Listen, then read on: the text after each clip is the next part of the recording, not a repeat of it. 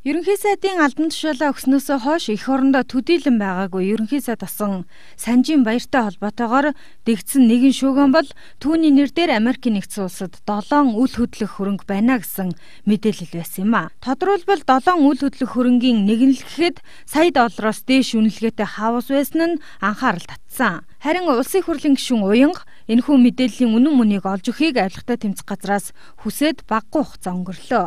Тэгвэл өнөөдрийн чуулганы нэгдсэн хуралдааны үеэр улсын хурлын гишүүн Уянга авилгатай тэмцэх газрын дэд даргатай нүүр туллаа. Олон нийтийн сүлжээгээр нэгэн цацагдж бүх нийтийн хүртэл болсон Монгол Улсын ерөнхий сайд байсан Санжаагийн баяртай холбоотой энэ мэдээллээр та бүхэн хэрэг үүсгэж шалгаж байгаа юу? Надад бол шалгаж байгаа хуулийн хугацаанд хариу өгнө гэсэн хуулийн хугацаа чи өнгөрчлөө.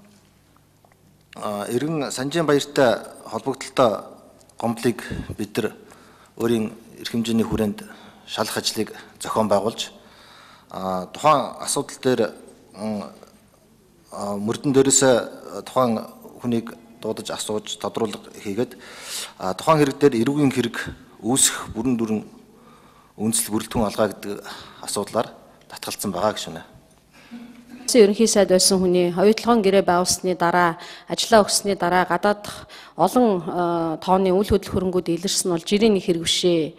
Авилгатай тэмцэх газар ийм хэрэгүүдийг хэрэг одоо болох үндэслэлгүй байна гэд түрүүний болд гишүүний хэлж байгаа шиг тиймэрхүү хэрэгүүдээр хөөцөлдөөл явж идэг.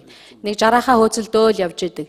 Та нарын тэр жагсаалтан дотор чинь 1 сая 700 мянга 100 мянга 200 мянган төгрөгийн хахуул авсан энэ тэр хэрэгүүд явж байгаа байхгүй юу?